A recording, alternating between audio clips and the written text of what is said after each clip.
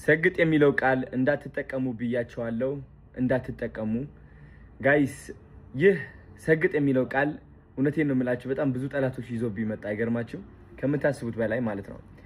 እንግዲህ ከ2 ቀን ነው ከ3 ቀን በፊት ሰግጥ የሚለው ቃል እንዳንጠቀም ብዬ ፖስት አደረግኩኝ። ይህ ፖስት ደግሞ ከምን የመጣ ነው መሰላችሁ? ካለ መሰገጥ የመጣ ነው። ነው ስላልሰገጥኩኝ ነው ሰግጥ የሚለው ቃል አቁሙ ያልኳችሁ። እና አንዳንድ ሰዎች ሰግጠው እየጠሉን፣ ሰግጠው ለመመቃኘት እየሞከሩ ነው፣ ሰግጠው ላለመረዳት እየሞከሩ ነው፣ ሰግጠን ለማስረዳት እየሞከርን ሰግጠው ላለመረዳት እየሞከሩ ነው። ስለዚህ ካሁን በኋላ ሰግጥ የሚለው ቃል እንዳትጠቀሙ፣ ስግጥግጥ የሚለው ቃል ነው የምትጠቀሙት ማለት ነው። ከስግጥ ፍምስ ወደ ስግጥግጥ ፍምስ ተቀይሯል ማለት ነው። ስግጥግጥ እሰጋግጣለሁ። ፍርሃት አያሸንፈኝም። እኔ በምንም ተአምር ፍርሃት አያሸንፈኝም። ስህተት እስካልሰራው ድረስ ፍርሃት አያሸንፈኝም። ለዓላማዬ ምሞት ሰው ነኝ። ለዓላማዬ እውነት ምቆም ሰው ነኝ። እኔ መሰገጥ ማለት ይህ ነው። ለዓላማ ቁም ብዬ እየመከርኩኝ እያለ እንዴት ከዓላማዬ እርቃለሁ? እኔ አንድ ሰው አልወደደውም፣ ያ ደስ አላለውም፣ ያ ይታገድልን ምናምን ስላለ ብቻ በፍርሃት ምክንያት ለዓላማዬ አልቆምኩም። እናንተ የመሰላችሁ ሰግጥ የሚለው ቃል ያቆምኩት ነው የመሰላችሁ። በቃ ሰግጥ ይኸው ሲምፕል 3 ቃላት ነው። ወደ ፍግት፣ ወደ ትግት፣ ወደ ስርት ፍምስ እንቀይረዋለን ምናምን እያላችሁ ነበር። ቃላቱ አይደለም። this is my integrity የአዶናይ ኢንቴግሪቲ ነው ይሄ። ስግጥ ማለት ትርጉም አለው። ትርጉሙ ደግሞ እኔ ሰጥቼዋለሁ። በጠላቶች ስም ደግሞ ይህ ትርጉም ሊቀየር አይችልም። 90% ሰዎች የምንስማማበት ትርጉም ነው ስግጥ ማለት። ገባችሁ? ሰግጥ እላለሁ። አሁን ደግሞ መሰገጥ ብቻ ሳይሆን መሰጋገጥ አለብን ጋይስ። ሰጋግጠን ነው መስራት ያለብን። ሰጋግጠን ነው በራሳችን መተማመን ያለብን። ሰጋግጠን ነው ደፍረን መውጣት ያለብን። ይህ ነው ስግጥግጥ። እሰጋግጣለሁ። ስግጥግጥ ፍምስ የታባ።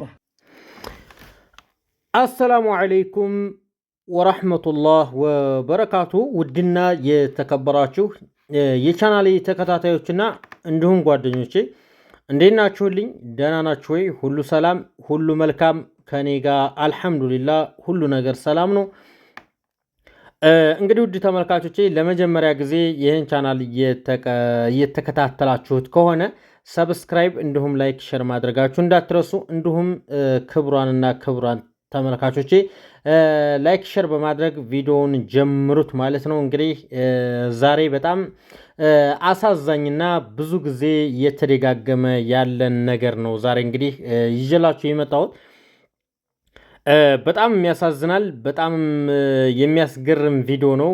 ከምነግራችሁ በላይ በሀገራችን እንዴት አይነት ጭቆና እየተጨቆነ እንደምንኖር ብዙዎቻችሁ እንድታውቁ ፈልጋለሁ ማለት ነው። ውድ ተመልካቾቼ እንግዲህ ቲክቶከሩ አዶናይን ብዙዎቻችሁ ታውቁታላችሁ። እንግዲህ የእሱን የማያውቅ የለም። እንግዲህ በሀገራችን በጣም ትልቅ ተጽዕኖ እየተፈጠረ ነው የሚገኘው። እንግዲህ ብዙ ሕዝብ የሚወደው ብዙ ሰው የሚከታተለው እንግዲህ በሀገራችን ጥሩ ነገር እየሰራ ያለ ጎዳና ተዳዳሪዎችን የራሳቸውን ስራ ሰርተው እንዲኖሩ የሚያደርግ ወንድማችን ነበረ።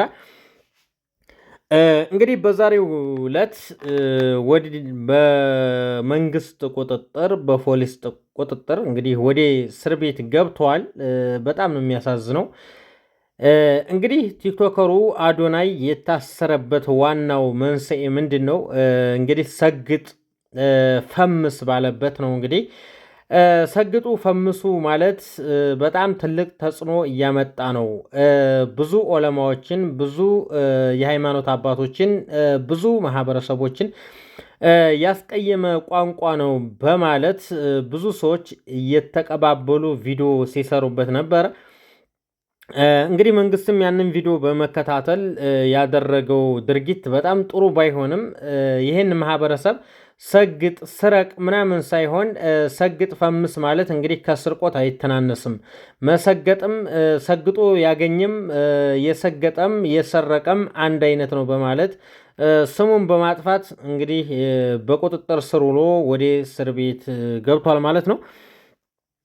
እንግዲህ በማንኛውም አማራጭ በሀገራችን ሁናችሁ የሆነ ነገር ሰርታችሁ የሆነ ራሳችሁን ችላችሁ የሆነ የራሳችሁ ቋንቋ አምጥታችሁ ወይም የራሳችሁ የስራ አይዲያ ፈጥራችሁ የሚሰራበት አይነት ላይ አይደለም እየደረስን ያለ ነው። በጣም ነው የገረመን፣ በጣም ነው ያሳዘንን። እውነት ለመናገር በጣም ነው የሚያስጠላው። እንግዲህ ቲክቶከሩ አዶናይ በጣም ኃይለኛ ለሀገራችን፣ ለወጣቱ፣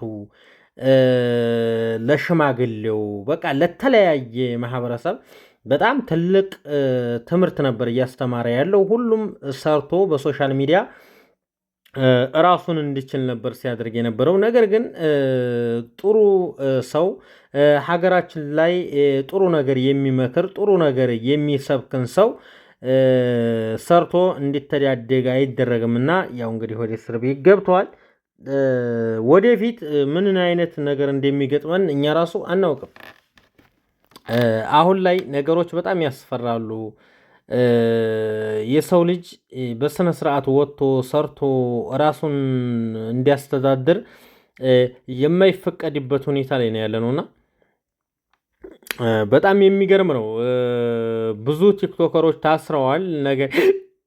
ነገር ግን ቲክቶከሮቹ የታሰሩበት ዋናው አለባበሳቸው ከኢትዮጵያ ባህል ጋር አይወክልም በማድረግ የታሰሩ ሰዎች አሉ። እነሱም ትክክለኛ እስራት ነው፣ ችግር የለውም፣ እሱ ነገር ኖርማል ነው።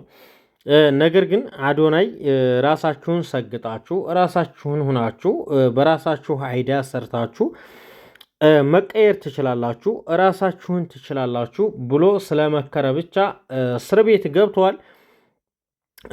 ይህንን ነገር ልላችሁ የፈለኩት ምንድን ነው፣ መስተካከል አለብን ሁላችንም። ነገ ይሄ ዕጣ እንዳይገጥመን ይህን ጊዜ ለማሳለፍ ጥሩ ጊዜ እስከሚመጣ ድረስ ራስን አቀርቅሮ ማሳለፍን የሚያህል ነገር የለምና ራሳችንን ሆነን እንድንኖር ነው ይሄን ነገር እየነገርኳቸው ያለሁት። እንግዲህ ከዚህ ውጭ ሌላ ምንም ልላችሁ አልፈልግም። ውድ ቤተሰቦቼ በውጭ ሀገርም በሀገር ውስጥ የምትኖሩ ሰላማችሁ ይብዛልኝ። ከእንደዚህ አይነት አደጋ አላህ ይጠብቃችሁ፣ አላህ ይጠብቀን። እኛንም ያው እንግዲህ በአንዱ የደረሰው በአንዱ ይደርሳልና ከእንደዚህ አይነት ነገር እንዲጠብቀን ሁላችንም ጸሎት እያደረግን ዱዓ እያደረግን ሀገራችን ወደ ቀድሞ ሰላሟ እንድትመለስ ማንኛውም ሰው በራሱ ነገር ሰርቶ እንዲኖር ማድረግ ያለብንን ነገር እያደረግን ኢንሻአላህ ኸይር ነገር ይፈጠራል። ሰብስክራይብ ያላደረጋችሁ ሰብስክራይብ አድርጉኝ። ላይክ ሼር ያላደረጋችሁ ደግሞ ላይክ ሼር እያደረጋችሁኝ በቀጣይ ደግሞ ያለውን ነገር አጣርቼ ይዤላችሁ ይመጣለሁ። መጨረሻው ምን ይሆን አላህ ነው የሚያውቀው። ኢንሻአላህ በቀጣይ ቪዲዮ ምነግራችሁ ይሆናል። ሰላማችሁ ይብዛልኝ።